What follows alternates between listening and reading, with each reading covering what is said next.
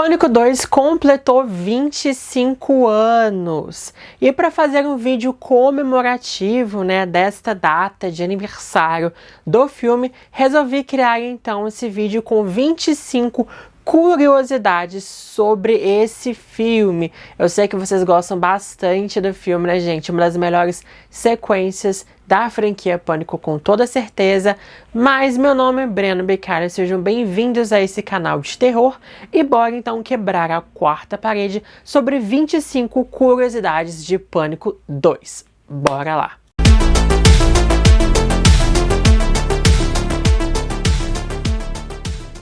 Todo mundo aqui com certeza já sabe que o primeiro filme Pânico lá de 1996 foi um grande sucesso e também um divisor de águas no cinema de horror, trazendo de volta um subgênero de terror que já estava definhando há muitos anos, o subgênero slasher, até mesmo criando uma vertente ali, o teen slasher, coisa que vai começar uma nova tendência no cinema de horror para os próximos anos. E claro, pessoal, tudo que faz muito sucesso ganha o quê? Uma sequência. Exatamente isso que aconteceu. Depois de apenas 6 meses da data de estreia de Pânico nos cinemas, lá em 1996, Pânico 2 começou a ser filmado. Eu sei que muita gente aqui está completamente assim preocupado, com a correria para lançar em Pânico 6, mas lembrando que com Pânico 2 foi a mesma coisa e acabou saindo um filme incrivelmente maravilhoso, gente? Então vamos dar um voto de confiança aí para Pânico 6. Além disso, as filmagens de Pânico 2 duraram 9 semanas.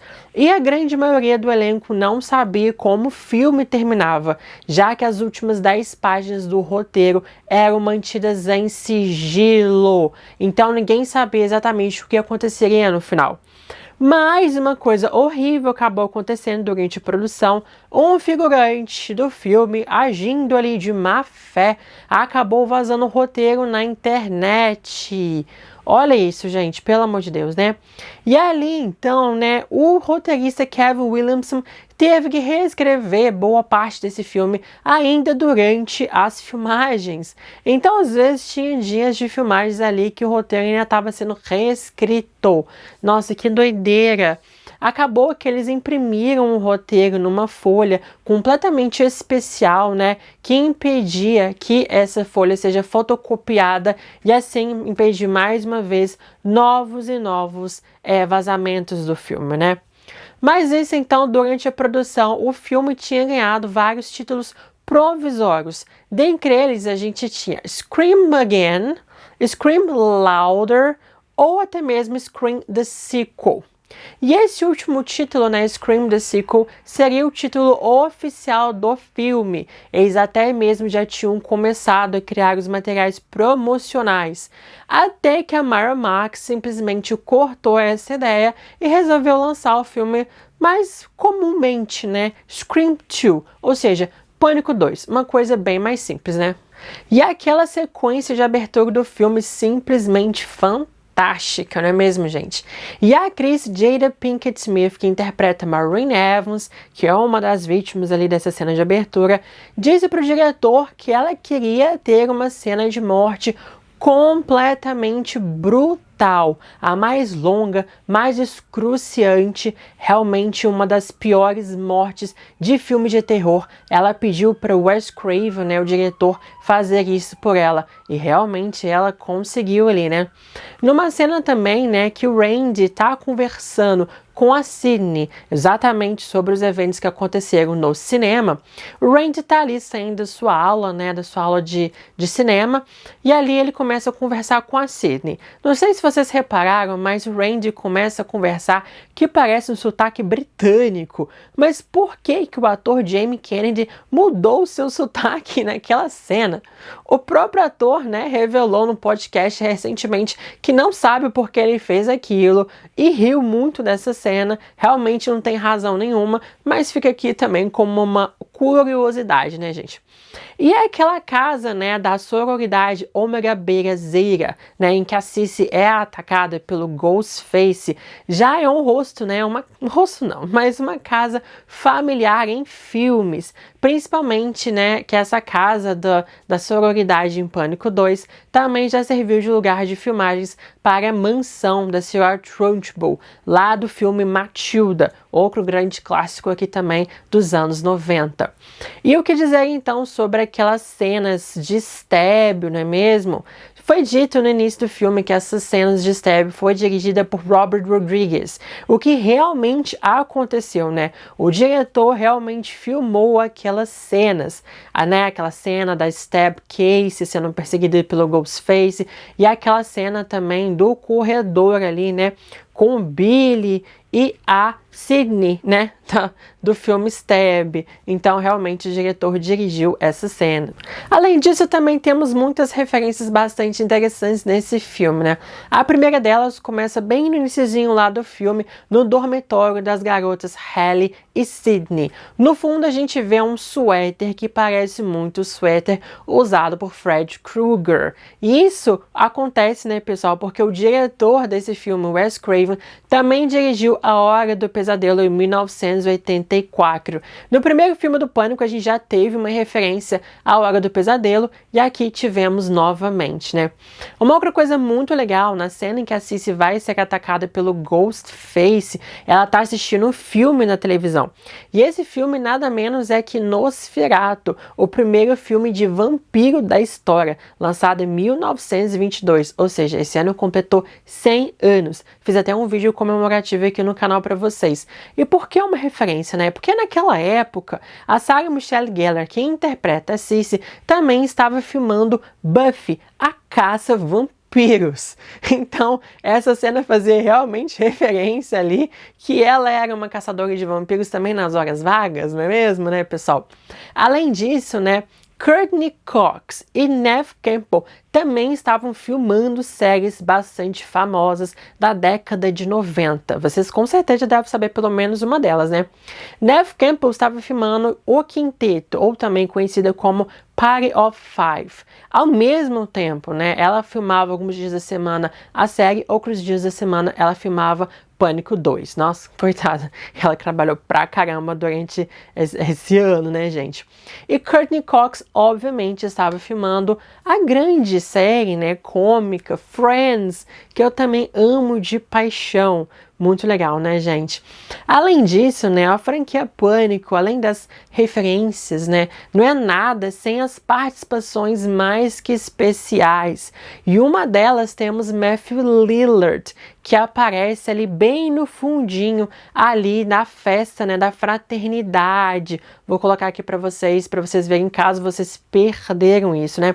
Ele tá com aquele cabelo mais descolorido e muita gente fala que, na verdade, ele voltou como o Stu, né? Se você não lembra ou não sabe, né, o Matthew Lillard interpretou o Stu, um dos assassinos ali do primeiro filme Pânico de 1996, e ele aparece rapidamente ali no fundo. E o que fomenta a teoria que Stu está vivo até os dias de hoje, né? Não tá, gente, não tá, mas a gente finge que acredita que tá. Além disso, né, voltando ali para a cena da Cici, né, quando ela estava conversando no telefone, vemos uma voz de uma amiga dela que a gente não sabe quem é. A voz dessa amiga da Cici no telefone é ninguém menos que da Selma Blair, também uma atriz que anos depois ela iria interpretar, né, ia participar de um filme segundo as intenções que ela coescreve com a própria Sarah Michelle Gellar. E as duas atrizes, né, são amigas até os dias de hoje. Muito legal, a amizade aí que dura mais de 20 anos, né? Além disso, também temos o próprio diretor Wes Craven, né? Wes Craven era bastante conhecido por fazer participações especiais em seus próprios filmes. No primeiro filme a gente já teve aquele que é uma referência também à Hora do Pesadelo, vou colocar a fotinho aqui pra vocês. E nesse também ele faz uma pequena aparição no fundo. Naquela cena do hospital, depois que o Derek é atacado pelo Ghostface, ele aparece no fundo ali do hospital, andando com uma outra médica, com uma enfermeira, e a gente consegue ver ele no fundinho, andando ali. Além disso, né, o roteirista Kevin Williamson também fez uma participação especial nesse filme. Bem no iniciozinho ali do filme, a gente vê uma entrevista do Cotton na televisão. E o entrevistador é o próprio Kevin Williamson, roteirista do filme. Eu amo essas participações especiais, né, gente? Se você não prestar atenção, você, acaba perdendo elas, né? Tinham reparado essas participações especiais? Sabiam delas? Agora, ou se vocês não sabiam, vão assistir o filme agora para poder ver todas essas curiosidades, essas participações especiais. Comentem aqui embaixo o que vocês acham sobre isso. E temos também umas curiosidades bastante interessantes sobre o próprio Ghostface, né? A revelação da senhora Loomis, ou Debbie Salt, como vocês quiserem chamá-la, né, como assassina, é uma clara também homenagem à Sexta-feira 13, com a revelação da nossa Pamela Voorhees, lá do filme de 1980. Até as motivações são iguais, né, gente? Ela quer se vingar do filho dela que foi morto, injustamente segundo ela. Enfim, até as motivações são completamente iguais. Muito legal também essa homenagem que eles fizeram ao filme Sexta-feira 13, né, gente? Além disso, né, o Roger Jackson, que faz a voz do Ghostface, ligava ao vivo para os atores e atrizes do filme. Sim, gente, esses telefones que eles estavam conversando são telefones reais, não são adereços, não são fake, são telefones reais que funcionavam. E o Roger Jackson, né, o dublador do Ghostface, ligava ao vivo para eles durante as filmagens, justamente para trazer um sentimento mais de veracidade e de medo também nos atores, que aconteciam em tempo real aquelas cenas. Não era uma gravação que eles colocavam na pós-produção, não. Era real, era naquele exato momento. Muito legal. Além disso também, né, pessoal, ele se escondia nos sets de filmagem. Ninguém sabia onde ele estava e poucos atores, né, conheciam sua verdadeira face.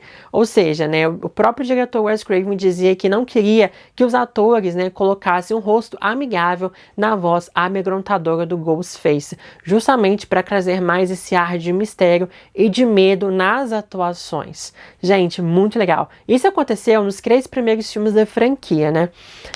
Acho isso sensacional. Uma coisa tão básica, tão simples, mas que faz toda a diferença no filme. Exatamente um grande cuidado que temos, né, para trazer cada vez mais medo no filme, transmitir isso nas atuações dos personagens, né? Assim, simplesmente muito bom mesmo, né?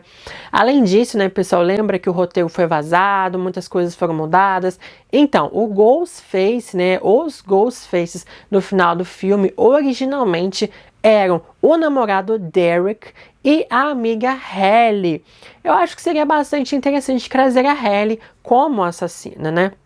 Uma mulher, até mesmo negra, né? E a amiga da protagonista, uma coisa bastante interessante naquela época. O Derek seria mais um repeteco ali, né? Muito previsível, mas a Hallie seria bastante interessante. Mas o roteiro vazou, Kevin Williamson teve que mudar muitas coisas nesse final também.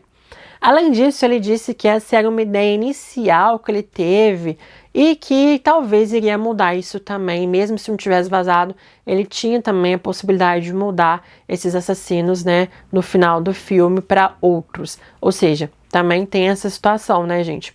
Mais uma coisa bastante interessante que eu acho que seria fantástico se tivesse no filme, daria um sentimento tipo, meu Deus, não acabou, o que podemos esperar pro próximo, né? Exatamente na cena final, em que temos aquela master aérea, né, da faculdade, em que a Sidney sai, tudo acabou, tudo tá bem, e ali a gente consegue ter aquela master aérea do filme, né? E ali, na Torre do Sino, que é mostrada da faculdade, a gente veria um outro Ghostface, observando tudo que estava acontecendo, não é mesmo? E ali faria um gancho, então, com o Pânico 3, para mostrar que temos um próximo ali e que talvez ele seja o responsável por tudo, o que realmente aconteceu em Pânico 3 com o Roman. E acho que seria bastante interessante, mas resolveram cortar porque o próprio roteirista Kevin Williamson não sabia, né, que a franquia iria continuar por muito mais tempo. Se ele soubesse que talvez iria ter um terceiro e mais, assim, ele poderia ter deixado aquela cena ali, né? Mas resolveram cortar por causa disso. E esse filme, Pânico 2, também é o mais longo da franquia. Esse filme tem um pouco mais de 2 horas e um pouquinho ali, né? Os outros filmes da franquia têm menos de 2 horas de duração, mas claro que Pânico 6 está vindo aí, né, gente? E pode mudar tudo. E se você tá muito animado com o Pânico 6, aproveita e se inscreva aqui no canal que eu estou fazendo a cobertura completa de Pânico 6, trazendo todas as novidades, tudo que rola sobre Pânico 6, estou trazendo aqui no canal. Além disso, também preparando muitos e muitos conteúdos sobre a franquia Pânico para os próximos meses, como um esquenta para esse 6º filme nos cinemas. Se você é fã da franquia Pânico, se você é fã de terror, aproveita e se inscreva para você não perder essas informações. O trailer tá chegando, hein? E eu vou fazer um react aqui para vocês. Chega essa semana mesmo esse trailer. Mas enfim, né? Além disso, o diretor Wes Craven também submeteu o filme 8 vezes para classificação indicativa do filme. Ele mesmo disse, né, que ele tinha colocado muito mais gore, muito mais violência no filme, porque assim, né, se o MPAA, que é uma associação nos Estados Unidos que decide qual vai ser a classificação indicativa dos filmes, baseados em alguns critérios que eles possuem, ele submeteu um filme mais violento com mais gore, porque assim, se passar, né, ou se, por exemplo, o MPAA pedir para cortar, ele cortaria para deixar o filme exatamente como ele queria. Ou seja, ele entregou mais do que ele queria, né? Para caso eles pedissem para cortar, ele cortaria e chegaria na versão que ele queria entregar para os cinemas. E ali essa versão ultra mega gore acabou passando. E ele ficou feliz, mas mesmo assim ele lançou a versão mais amenizada do filme que ele tanto queria para os cinemas, né? Muito legal isso, né, gente? Ele tentou ali meio que ludibriar um pouco o MPAA, né? Para poder conseguir o que ele queria e foi melhor do que eles imaginavam, né? Foi melhor do que eles esperavam. Além disso, um fato extremamente curioso aqui, né, pessoal, que o primeiro filme Pânico foi um sucesso completamente inesperado naquela época, né, e com o Pânico 2 esse ano, ele acabou afugentando, né, 2 grandes blockbusters, um deles é 007, O Amanhã Nunca Morre, e o outro, gente, que acabou saindo, né, fugindo, mudando sua data de lançamento, vocês não vão acreditar que filme que é esse, Titanic. Vocês imaginam Titanic, uma das 10 maiores bilheterias no mundo, com bilhões, né, de bilheteria, tava com medo de Pânico 2 naquela época? Gente, para vocês verem realmente como Pânico, né, a franquia, era um fenômeno, era um sucesso. Até Titanic, gente, tava com medo de Pânico 2. Como assim, né? Mas esses 2 filmes, né, Titanic e 007, O Amanhã Nunca Morre, mudaram então suas datas de lançamento com medo de competir com o Pânico 2. Vai entender, né, gente? Que coisa, né? É muito legal essas histórias. Assim, se vocês gostaram dessas curiosidades, pessoal, comenta aqui embaixo. Vocês sabiam delas, não sabiam? Estão sabendo agora? Ou estão relembrando algumas que vocês já tinham esquecido? Enfim, comenta aqui o que vocês acharam sobre esse vídeo, né? Eu resolvi trazer um vídeo diferente sobre esse filme, né? Um vídeo mais comemorativo, mais curiosidade mesmo. Espero que vocês tenham gostado. Se gostaram, deem um like nesse vídeo. Se inscrevam no canal, pessoal. Como eu disse pra vocês, ó, Pânico, a franquia Pânico vai bombar aqui, ó. 2ª temporada, em Sequências Perdidas de Pânico. Eu não esqueci não, já tá, ó, quase na hora de chegar. Então se inscreva no canal aqui se você não é inscrito. E se você já é inscrito, aproveita e ativa o sininho para vocês não perderem esses futuros conteúdos da franquia Pânico e também de terror, beleza? Então é isso, pessoal. Muito obrigada. Até os próximos vídeos.